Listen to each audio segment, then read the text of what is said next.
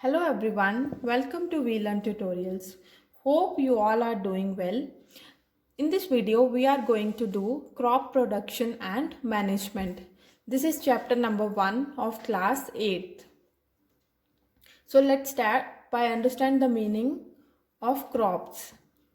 So before starting, we have to understand one thing. See, we have already learned that all the living organisms, they require food. So do you wonder from where we can get this food? And moreover, since we all need food, so how can we provide food to a large number of people in a country? Since you all know that India, it has a big population. So how those needs are met? So we will understand that step by step. First of all, we have to understand the sources of food. From where? Sources means from where we are getting our food. So sources are two. We can get our food from plants or from animals. So both of the things we will discuss in this chapter. So let us start with the plants. Through plants, we can get food through crop production. So before that, we have to understand the meaning of crop. Crop means when same kind of plants, they are cultivated at one place on a large scale. For example, crop of wheat means all the grown plants in the field will that be of wheat. So let us understand how. We have to see this picture. See, here so many plants they are planted, but crop of wheat means all the plants will be of wheat. So in this big field, all the plants which are planted are of wheat. This is the meaning of crop. I have shown you other examples also. See, there is some different crop, this is some different crop, and this is some different crop, but in all the figures you can see same kind of plant. See, here also same kind of plants, here also same kind of plants, and here also and here also. In all the four images you can see same number of plants they are planted on a large scale. So this is the meaning of crop. So now we have to understand what are the types of crops. We do have two types of crops. One is kharif crops and rabi crops. So we will discuss about this now. Kharif crops, the crops which are sown in the rainy season, which means from June to September, those crops are known as kharif crops, and examples are paddy, maize, soybean, groundnut and cotton. So you just have to learn the definition of kharif crops, and these examples you can make a note. Only this much is required, definition plus examples. This you should know. Just try to remember that these are the crops of rainy season. Now the other one is rabi crops, the crops grown in winter season. See, kharif crops, they are crops of rainy season, and rabi crops, they are the crops of winter season. So winter season means October to March. And again we'll learn, or few examples we have to memorize. We can say wheat, gram, pea, mustard and linseed. These are the few examples of rabi crops. So make sure you just make a note and make a note of definition, and you have to remember few examples of both the types of crops. This much is only required. Now we have to understand. Just now we have discussed there are two types of crops, but for that also we have to understand how these crops they are planted. Since these are large number of crops, they are planted together on a single field. So how to take care, how to plant, all these steps we should know. So step by step we will learn everything. So first step of the crop production, it is preparation of soil. Then second step is sowing. Third step is adding manure and fertilizers, irrigation, and then protecting from weeds, harvesting and storage. So these are the basic steps of crop production. So whichever crop you are uh, doing plantation of. So for all the crops, these steps have to be followed. So these steps we'll understand step by step with the help of images and definitions, and everything we'll discuss. So let's start with the preparation of soil. Preparation of soil, this is the first step of crop production, and it means you just have to remember one thing. Preparation of soil means to turn the soil and loosen it. So these two words are associated with this, to turn the soil and loosen it. You can see after you prepare the soil, it will look like this. See, now you can see the soil looks like very loose. So this is the first step you have to do like this before doing plantation, or we can say farmers, they have to prepare the soil in this way before doing plantations or before doing crop production. So let us understand now why soil should be prepared.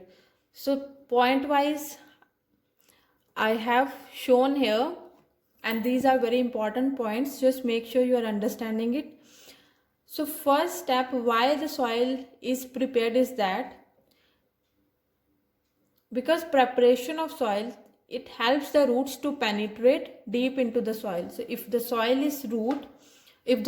is prepared, then the roots, they will go more deeper into the soil, and then they will also help the roots to breathe easily even then when they are deep into the soil. So first step means the soil is prepared because it helps the roots to penetrate deep into the soil, and it also helps, see now the roots are very deep into the soil, but since the soil is prepared, they can breathe easily when they go deep into the soil also.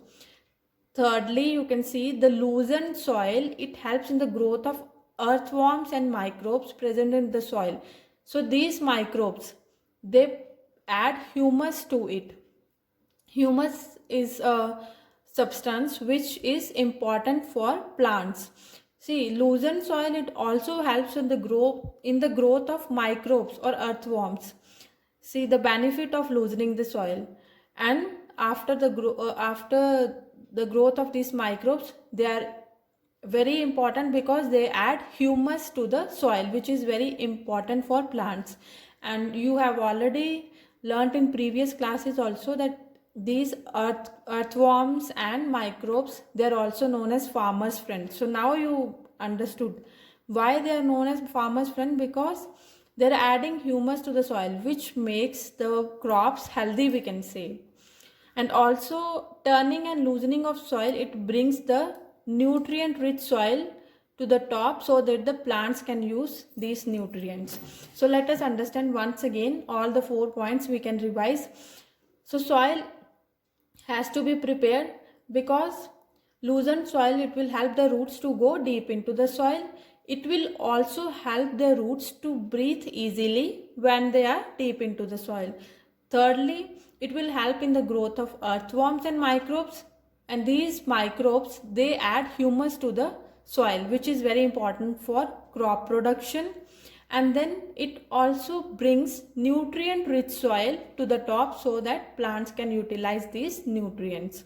So these were the few points or important points, and we can also say like these are the necessary points and the reason why the soil has to be prepared.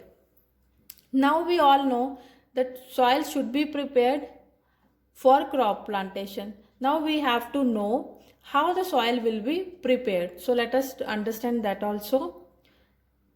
The process of loosening and turning of the soil, it is called as tilling or plowing.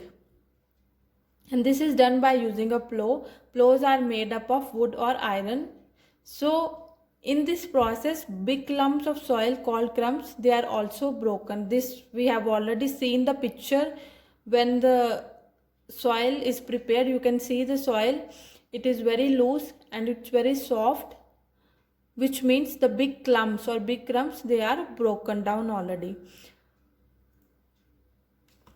See, plowing, with the help of plowing, tilling or loosening of soil has been done. So First of all, we are discussing the traditional method of plowing. Traditional means in olden days how they were preparing the soil. You can see they were preparing the soil with the help of animals.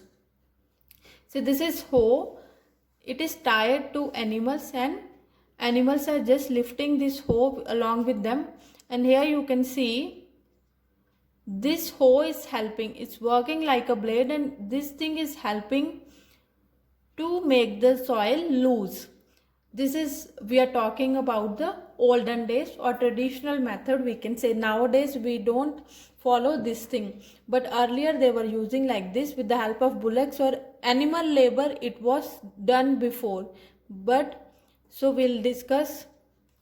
See, here you can see we'll discuss that also. Here with the help of hoe, this is hoe, this is tied to these bullocks. So hoe, we will see what is hoe.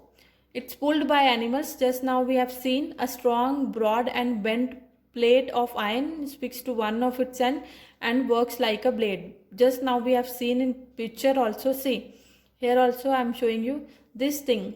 This is the thing, bent plate. It works like a plate, and when the animals or bullocks they are moving, they will drag this hoe along with them, and this bent plate, it will work like a blade and it will help in the loosening of the soil.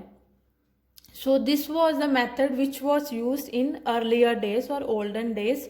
Nowadays we are using tractors. You can see tractor, a hoe is tied to a tractor instead of animals. So this can save a lot of time also, because see, this is machine now, but earlier animals they were doing. So it is saving labor also, and animal labor plus human labor also plus time also, and this is the modern method of plowing. Now after plowing, this was all about plowing. We have done first step, how the soil is prepared. It is prepared by plowing, and I have shown you both the methods which was used in earlier days, this one, and which is used in nowadays. So this is the modern method of plowing. Now let's move forward towards the second step of crop production, which is sowing. So if you have done any type of plantation before, you must have familiar with this word, sowing. Sowing, it's the process of scattering seeds in the ground for growing the crop, and this is known as sowing. So before sowing, so now you have understood sowing means scattering of seeds in the ground. So before that, you have to make sure you are choosing good quality seeds, because if you choose bad quality seeds, it will result in poor or unhealthy crops. So make sure you are choosing, or farmers also, they made sure they are chosen healthy seeds, because they will give them high yield and high production also, or we can say they will also give them high healthy crop production. And in this book, in your book, very good activity they have given you, and with the help of this activity you can understand better how you can select good quality seeds. So in this activity they have asked you to take a beaker and fill half of it with water. Then you have to put a handful of wheat seeds and stir it well. So then you have to wait it for some time. So this, if you perform this activity, you will understand how you can select or differentiate good quality seeds from poor quality seeds. So once you perform that activity, you will observe the damaged seeds. Since they are hollow and they are lighter in size, they will float on the surface of water, and hence we can say that, see, damaged seeds, they will start floating on the surface of water, whereas the good quality seeds, they will settle down because they will be heavier, and damaged seeds, they will be lighter because they are hollow. So good quality seeds, they will be settled down, and then you can select which are damaged one and which are good quality. So you can say that this is a very good method for separating healthy seeds from the damaged ones. And also farmers also, they also use the, or they also adopt the same method to differentiate healthy seeds from damaged ones. So now we'll understand how sowing is done. Again, in case of sowing also, we'll discuss traditional tool used for sowing and modern tool. Similarly, like we have discussed in preparation of soil. So traditionally, this is how sowing was done. See, here also we can see they are doing sowing also with the help of animal labor. They are using this thing. See, this is funnel like substance, and animals, they are carrying the same thing which is working like blade, and with this funnel like thing they are just putting seeds into this funnel like thing, and it is going inside the ground, and this thing, it is just piercing the ground, and this funnel like substance, it's helping in the sowing of seeds. So we'll understand how they were doing. The tool they used for sowing seeds is shaped like a funnel. See, you can see this tool they were using. It is shaped like a funnel. If you see it clearly, it's a funnel like thing. And the seeds, they fill the seeds into this funnel, pass down through 2 or 3 pipes having sharp ends. See, can you see this? See, it has sharp ends which will pierce the land and place seeds there. So this is how they were traditionally sowing seeds. See, again animal labor was there, but nowadays seed drill has been used. And seed drill, they are same way, they are tying seed drill, or they are tying seed, instead of animals, they are tying it with the tractors. I'll show you the image also. And with the help of seed drills, it is made sure that the seeds, they are at equal distance and depth. Because if the seeds, they are not at equal distance, they will result in the crowded crop plantation, which will not be very healthy. So it also ensures that seeds get covered by the soil after sowing, because this protects seeds from being eaten by birds. And this we have already discussed. Sowing by a seed drill saves time and labor. See, if the earlier days they were using 2 men, they were involved, and 2 bullocks they were involved, which means they need more animal labor plus human labor also. But with seed drill, see, this seed drill is something which looks like this, and it is tied to tractor, you can see here. So from here we can see, instead of 2 persons, only 1 person can do sowing also. See, and animals, they are also not required, so it is saving time also, plus human labor also, and animal labor also. So this was all about sowing. Now the third step is adding fertilizers and manures. So what is that? The substances which are added to the soil in the form of nutrients for their healthy growth, they are manures and fertilizers. Now we all know the farmers keep on doing cultivation. So what will happen after continuous cultivation of crops? It will result the soil poor in nutrients. Due to this reason, farmers, they have to add manures and fertilizers so that they can replenish the nutrients of the soil. So now we have to understand what are the difference between fertilizers and manures, because just now we have heard, or we have learned, that fertilizers and manures, they are something which brings the nutrients to the soil. So we have to understand, are they both same or they are different to each other. So this is given in your book also, and we'll discuss the same points. Fertilizers, they are man-made inorganic salt, whereas manure is a natural substance obtained by the decomposition of cattle dung and plant residues. See, which means that fertilizers, they are prepared in factories, whereas manures, they can be prepared in fields.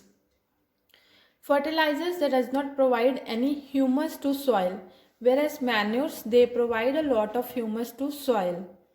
Fertilizers are also rich in plant nutrients like nitrogen, phosphorus and potassium, whereas manures, they are relatively less in plant nutrients.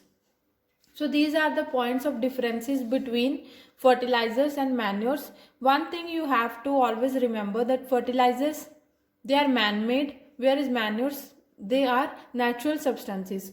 So if you have been asked question which one is better, so always make sure to remember one thing, the thing which is natural is always better than man-made things. So which means manures, they are better than fertilizers, and farmers, they have to make sure they are using manures more than fertilizers. So this was all about the differences between manures and fertilizers. If you want, you can take a screenshot of this, or this same table has been given in your book also, because sometimes they can ask the question, what are the differences between fertilizers and manures? So we have already discussed, and plus to that you have to remember that manures, they are always better than fertilizers. Now let's move toward the next topic, or we can say, just now we have understood why there is a need of manures and fertilizers, because continuous cultivation, it will make the soil poor in nutrients. That's why manures and fertilizers, they are required. So there are some other ways also which can be done to replenish the soil. So one of the way is crop rotation. So what is this crop rotation? Crop rotation means growing different crops alternatively. For example, farmers in North India, what they do, they will just grow legumes as fodder in one season and wheat in the next. See, two different crops, they are growing alternately.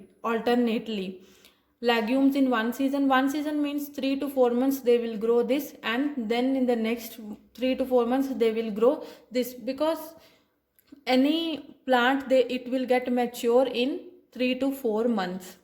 So this is how crop rotation can be done, and crop rotation, it can also replenish the nutrients of the soil.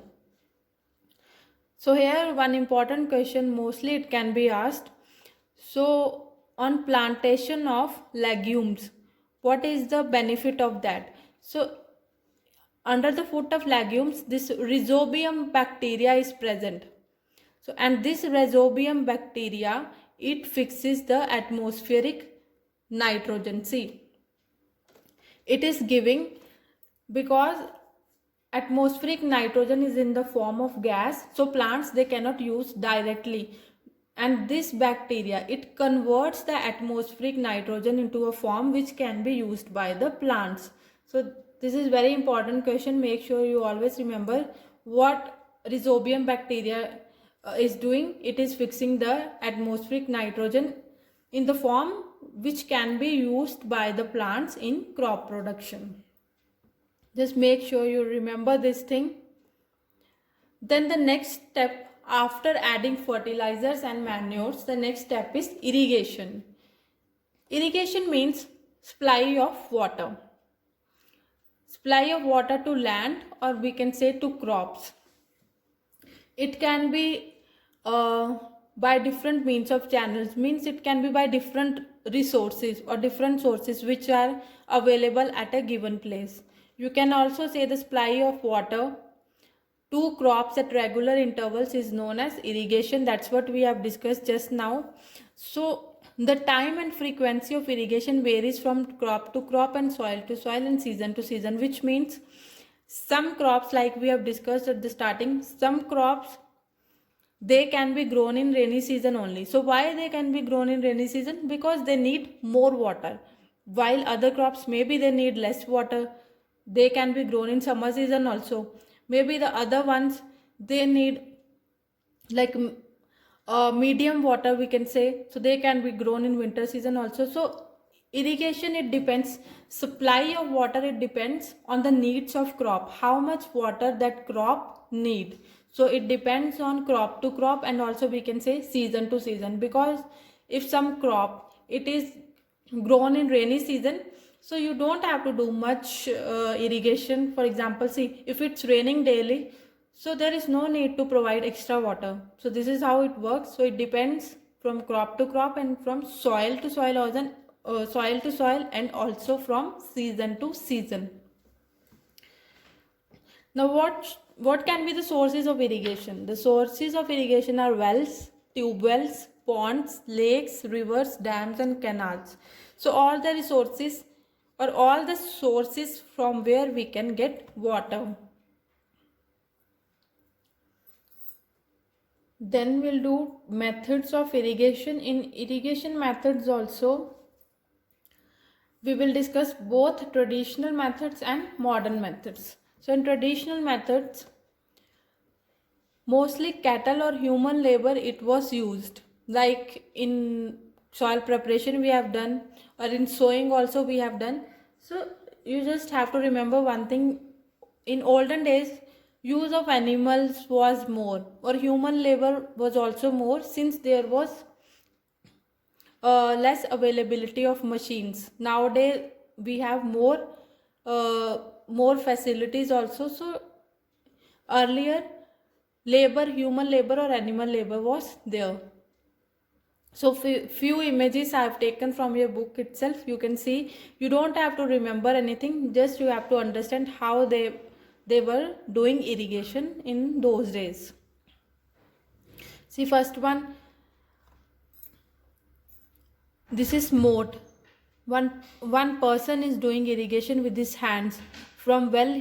How he is doing, you can see here. The second one is chain pump. Again, it's the usage of tube well. You can see how they are doing. And then the third one, this is Dhekli. Again, one person is involved and is doing irrigation with his hands, we can say. And here is using water from well. This is the last one, its name is Rahat. Here you can see animal labor has been used. Animal has been used to irrigate the field. So in all the four pictures you can see either animal labor or human labor is there to irrigate the fields. Now let's see the modern methods of irrigation. In modern methods we have two methods. First one is sprinkler system. Sprinkler, it's like something like rain. So in this system, the perpendicular pipes having nozzles on top, rotating nozzles, are joined to the main pipeline at regular intervals. We'll see at the picture and understand it in a better way. So it gets sprinkled on the crop as if it's raining. So this thing we have already discussed. Sprinkler, something which is similar to raining. So if some question it's asked to you, like which system, which method of irrigation is similar to raining, so then you have to say sprinkler system. So this system is very useful for lawns or coffee plantations. This thing also you can remember, for lawns or coffee plantations this is useful. Now let's see the picture of sprinkler system. Here you can see, so this is the main system. Again we are utilizing water from well. See, each pipe its arrangement is perpendicular to these pipes. Perpendicular means vertically or at the angle of 90 degree. You can see vertically upward. At the top of these pipes, rotating nozzles, they are fixed, and when we have to water the field, they can be in open state or we can close it also, since the nozzles are rotating nozzles. So in this way, all the nozzles, they can be in state of open and they can sprinkle the entire field. So this is how a sprinkler system looks like. Now let's do the next system, next method of irrigation. This is also modern method of irrigation, and this is drip system. So in this system, water falls drop by drop directly near the roots. See, it's near the roots, water will fall. We'll see its image also and we will understand it in a better way. Since water is falling drop by drop near the roots, that's why it is called drip system. See, if you have seen glucose drip while one person is hospitalized, here also you can see drip by drip, means drop by drop that liquid will go inside our body. So same thing, here also water falls drop by drop, due to which it is named as drip system. So it's the best technique for watering fruit, plants, gardens and trees. And in sprinkler system we have discussed that is best for lawns and coffee plantations, but this is better for or best for watering fruit, plants, gardens and trees. In this system, water is not wasted at all. So why it's not getting waste? Because directly water is going to the roots of the plant, and that also drop by drop. It's a boon in regions where availability of water is very poor. So those regions, for example, like if you see Rajasthan, so where water is very scarce, there you can follow this method or you can adopt drip system for irrigation. We can see its picture.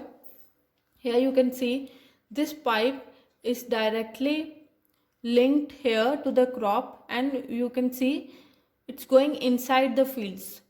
Due to this reason, the water is directly going to the roots of the plants, and this is what we have discussed here. So now the next step of the crop production, it is protection from weeds. So what is weeds? First of all, we have to understand the meaning of weeds.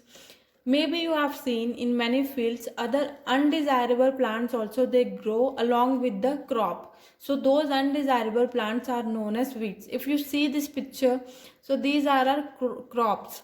So in between you can see many undesirable plants are there, and these undesirable plants, they are known as weeds. And the removal of weeds, it is called weeding. See, removal of weeding. You just have to relate the words. So why it is necessary? So weeding is necessary because weeds, they will start competing with the crop for water, nutrients, space and light. See, if this is the main crop and weeds, they started growing, they will also using the nutrients of the soil, they will also using sunlight, they will also using plants from the soil, and moreover they are using the space also. See, everything which your main crop is required by main crop, everything weeds will also start using. So due to this reason, weeds, they have to be removed. Now there are several ways also in how we can control weeds. First of all, farmers, they can remove weeds through their hands also. So tilling before sowing of crops also, which means uprooting and killing of weeds, this is done with the help of kurpi. Same means farmers with their hands, they can remove the weeds. And weeds, they are also controlled by, they can also be controlled by using certain chemicals. They are known as weedicides. And weedicides, they are sprayed in the fields to kill the weeds. They do not damage the crops. So directly they can spray.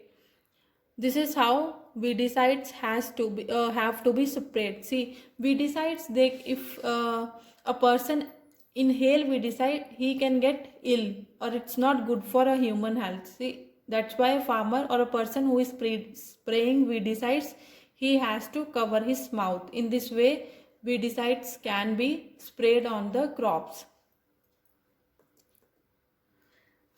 Now our crop is ready, and second last step has come, which is harvesting. So what is harvesting? The cutting of crop after it is mature is known as harvesting. So in harvesting, crops are pulled out or cut close to the ground. It usually takes 3 to 4 months for a cereal crop to mature, which we have already discussed earlier also. This cereal crop, it usually takes 3 to 4 months to mature. Mature means to grow properly, so that it reaches the state in which we can eat that plant, we can eat that cereal. So harvesting in a country is either done manually by sickle or by a machine called harvester. So two ways harvesting can be done. It can be either done manually also, and it can be done with the help of machine also. So manually with the help of sickle, I have just discussed. With this, it can be done manually.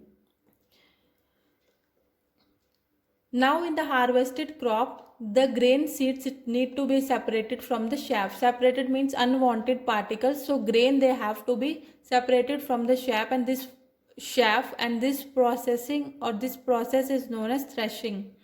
This is carried out with the help of a machine called combine, which in fact a harvester as well as thresher. So it serves the purpose of both harvesting and threshing. You can see this is how combine looks like. It is doing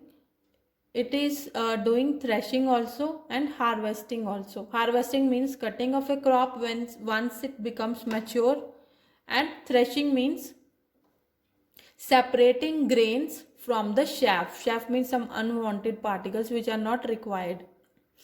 And the third way also, we have a third method also to do this separation of grain and chaff. This is by winnowing. Those farmers who have very small holdings of land, they do this separation by winnowing, and winnowing machine, it looks like this.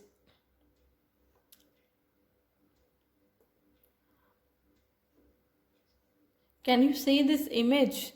See the whole yellow crop, and this is ready to be harvested.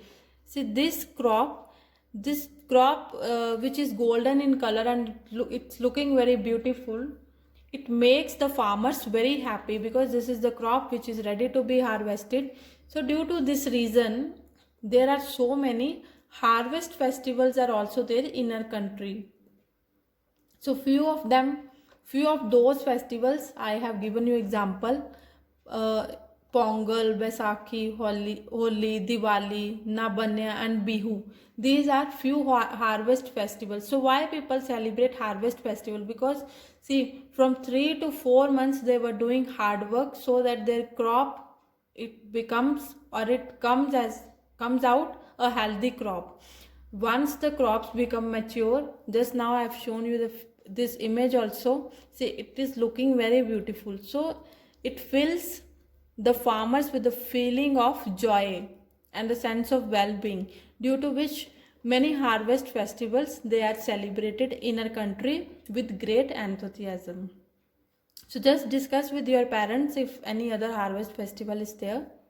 You can comment in the, you can also post a comment in the comment section. Now harvesting is also done, so we are at the last step, which is storage. Because after cutting, this crop has to be stored somewhere before it reaches you. So the harvested crop, they have to be kept for longer time. They should be kept safe from moisture, insects, rats and microorganisms. See, from so many things, these harvested grains, they are to be kept safe, because harvested grains, they have more moisture. Moisture means water content. They have more moisture. So if the harvested crop, they're stored without drying, they may get spoiled or attacked by organisms, so making them unfit for use or germination. Hence, before storing them, the grains, they are properly dried in the sun to reduce the moisture in them. And this also prevents the attack by insects, pests, bacteria and fungi. So how where the storage of grains is done. So it is done in these containers, see, and these are known as silos. You can see they are very big containers, so tons of grains, they can be stored in these silos, and they can also be stored in granaries in jute bags like this. So before the grain it reaches you, it's stored in either silos or in jute bags in granary. So this was all about how we are getting food from plants. Now our second source of food is animals. So let's see how we are getting food from animals. So in your book they have given you one table. See, there you have to complete it yourself. I have taken this example just to make you understand. See, this is food. Here you have to write some few more types of foods which you are getting from different animals. One, they have already given you milk. Milk we can get from cow, buffalo, she goat, she camel. So they have given example. You have to write. For example, one I will give you, then two more you have to think yourself. For example, in food we can say egg. So egg we will get from hen or chicken. So there you can type, you have to think more foods like this, and the different sources only animals, because we plant or crop production we have already done, and that was a source of of plants. Now we are going to discuss how we are getting food from animals. So you just have to complete this table.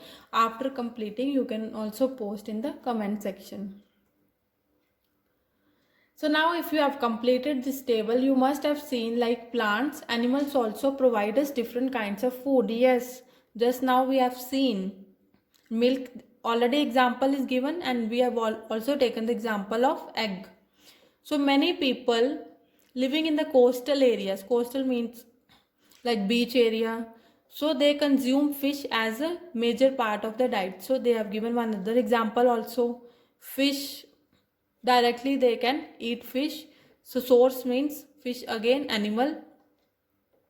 And we have just seen that crop production, it involves number of steps like preparation of soil, then sowing, so many steps. Just now we have finished. So similarly in animals, when animals are the source, we have to follow few steps. So animals, they are either reared at homes or in farms. They have to be provided with proper food, shelter and care. So when this is done on a larger scale, this is called animal husbandry. So this was all about, so they have not discussed more about we can say how we are getting food from animals, but only this thing you have to remember: when animals, they are reared in homes or in farms, and the proper care has been given to them, and this thing is known as animal husbandry. Like you have, if you have seen chicken farms also, so many chicks, they are reared and they are provided proper food and shelter there, so that we can eat them. So this is how one example I have given you. You just have to think some more examples of animals, especially if you are non-vegetarian. Just try to think in what ways we can get food from animals.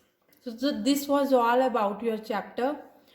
We have discussed crop production, all the steps properly we have discussed, and then a little was there about the animal husbandry. This definition you have to remember, and apart from that, nothing is there which is more important. So if you have any doubt related to this chapter, please comment and post it to me. I'll be more than happy to help. And if you like the video, do share it, do subscribe the channel. Thank you so much for watching the video.